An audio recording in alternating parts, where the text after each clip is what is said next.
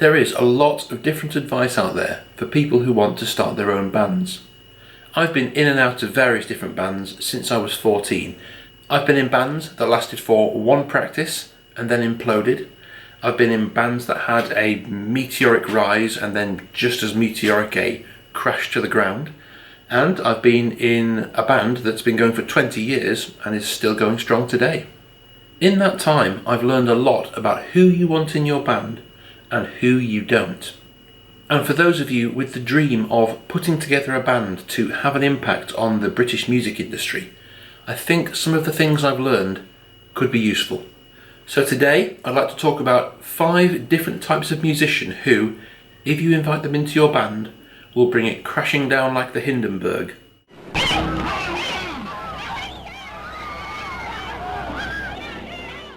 To get to where you're going, you have to be able to go at full speed, but you can't sail the ship at full speed towards your destination if you have to spend half your time putting out fires. Your band needs to be unified, working as a team to get where you're going. So here are 5 musicians you definitely don't want in your band. And if you're unlucky enough to already have one in your band, my best advice is throw them overboard. Band member number 1, the showboater. It doesn't matter how technically proficient or brilliant a band member is, if they consistently overplay, if they consistently turn every song into the me, me, me show, they are a liability. Do not ask a showboater into your band. A serious musician must serve the song, not the limelight. And this means, for example, when I play with my covers band, I often spend an entire song just playing the same riff over and over again for 5 minutes. Play That Funky Music being a very good example, night after night, weekend after weekend. A showboater can't cope with this.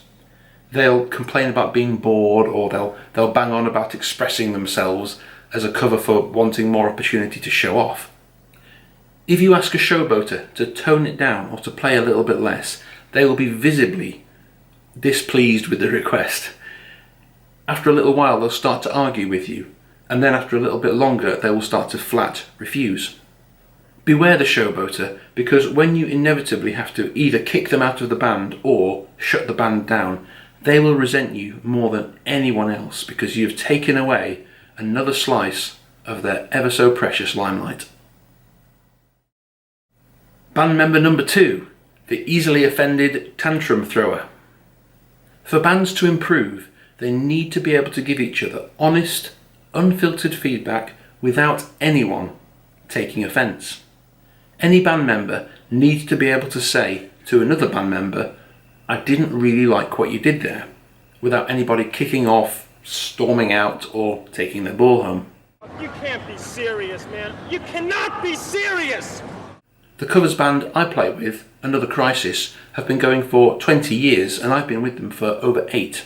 And the reason we all get along so well and the band has just lasted and lasted and lasted is we're all fairly secure, easygoing northern blokes who are used to a bit of banter and not taking offence. Any member of the band can say to any other member of the band, what the f*** did you just play?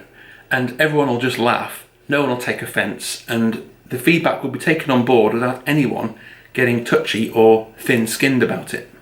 Easily offended band members who either throw tantrums or go into dark, brooding sulks, they contain a huge amount of the most poisonous ingredient you can ever get in a band member, which is a sense of wounded pride.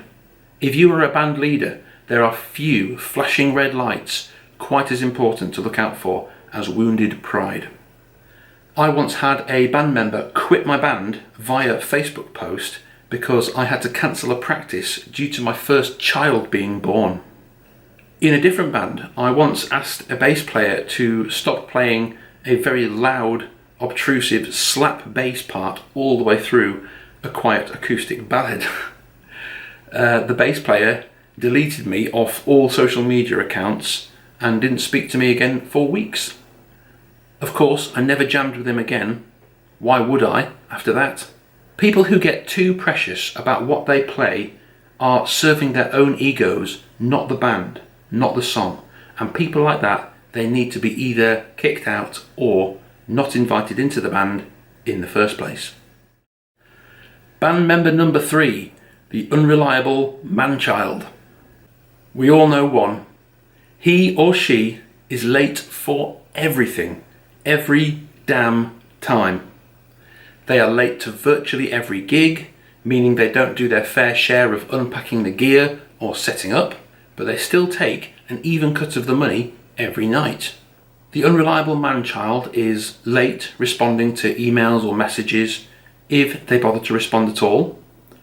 Annoyingly, they are often also a really good musician, a massive asset to the band's sound, while simultaneously being a thorn in the band's side.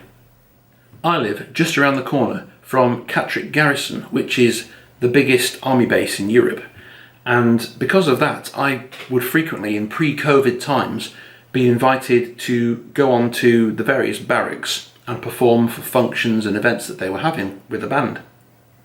And a member of one of my previous bands was an unreliable man-child. And here's the thing, if you're playing in a pub, you can kind of smooth over the cracks. But if you are playing on a high security army barracks, you have to be signed in by an officer. So me and the rest of the band arrived on time to be signed in. The officer was waiting for us, and the unreliable band member was 45 minutes late, kept the whole band waiting in the dark outside at the gates, kept the officer waiting outside in the dark at the gates for 45 minutes, rolled up, smirking, and never even apologised. I think after that we had 15 or 20 minutes to unpack everything, set up the entire rig and sound check. It was a whirlwind of stress, and the offending band member never apologised to the band or the officer. Fire this band member, I am not kidding. It doesn't matter how good they sound.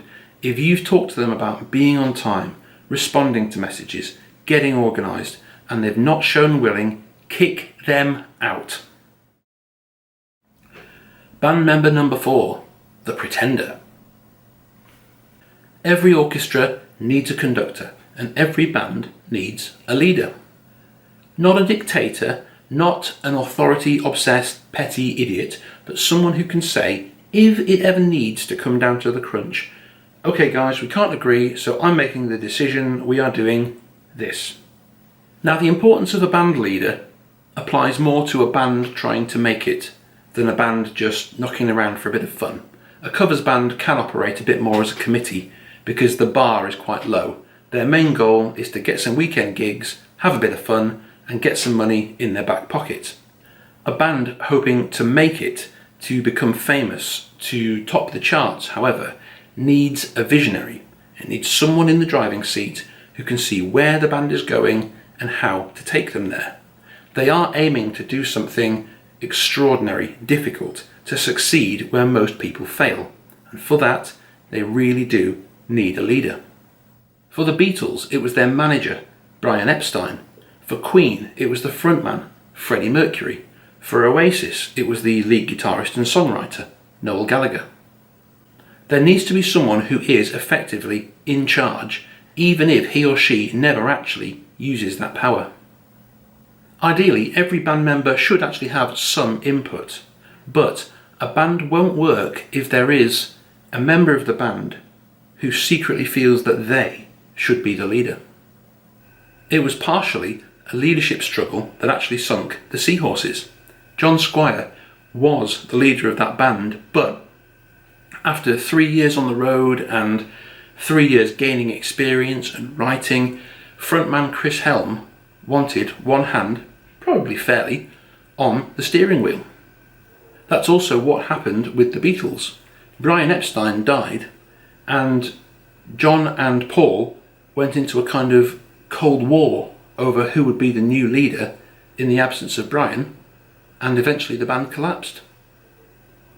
A band only lasts for the long term if 1. There is a clear leader, and 2. The rest of the band acknowledges and respects him or her as such. As soon as that breaks down, your band is headed for choppy waters. The other type of pretender to look out for is the rebel without a cause.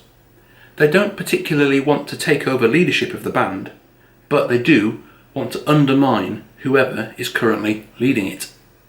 Whoever the band leader is, the rebel without a cause will work to unite the rest of the band against that leader, not because they've done anything wrong or not because they are leading badly, but simply because they are the leader.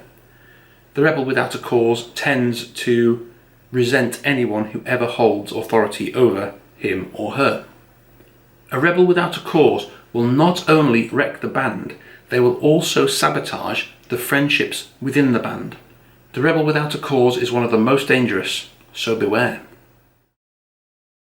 And finally, we come to band member number 5, the perfectionist. This is usually the band leader, a band leader who has a very specific, exact sound in their head. It has to sound exactly like they imagined, or they're not happy. A perfectionist would never dream of bringing into the band an average musician with a lot of potential. They would rather fold the band than have to settle for anything less than the exact sound they are looking for. Don't set your bar too ridiculously high. Perfection when it comes to music actually contains a little bit of imperfection. It contains human element. It's far better to invite an average musician who shows potential into your band than a brilliant musician with an awful personality. Musical skill can be grown and developed, but personality changes, they're pretty rare. Many times I have invited a very average musician into a band with me and then watched with a certain sense of smug satisfaction as they've just got better and better and better and better through practicing and gigging most weekends. Musical skill can be learned, professionalism can be learned, personality changes don't really tend to happen. So those are the 5 types of musician you do not want in your band. But what about you? If you are a band member in a good band that is going places, but you are aware that you are not the leader, acknowledge that. Support whoever the leader is. Get behind him or her, help them achieve their vision, and you might have a shot at success. Don't make the mistake that Don Felder from the Eagles made of resenting, fighting and undermining the band leadership constantly, venting his own sense of insecurity until the band had no choice but to kick him out. Learning to serve someone else's vision can actually be a ticket to fame, wealth and success. Just look at Bonehead and Grigsby from Oasis. They were not highly accomplished musicians, but they were willing to play second fiddle to Noel Gallagher's genius and leadership without resenting and undermining him. Do you think they ever regretted it? What would have happened to Oasis if, before the band really got going, there had been internal petty power struggles and wars over the band's direction? They succeeded because they got behind Noel. And if they ever regretted it, I expect the multiplied millions of pounds they earned as a result made up for it somewhat. And if you are the band leader, listen to the other members of the band. Include them where you can. And don't make the mistake John Squire made with the Seahorses of alienating the rest of the band by treating them as employees rather than peers.